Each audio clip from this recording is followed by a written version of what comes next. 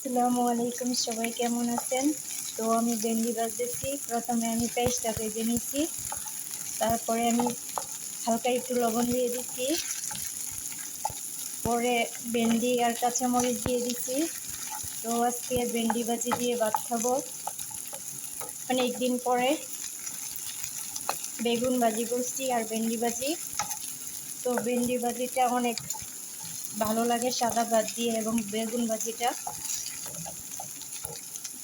তো দুইটা মুরগি দিয়ে সবজি রান্না করতেছি, আর আমার জন্য ভেন্ডি ভাজি আর হচ্ছে বেগুন ভাজি, তো সাদা ভাত।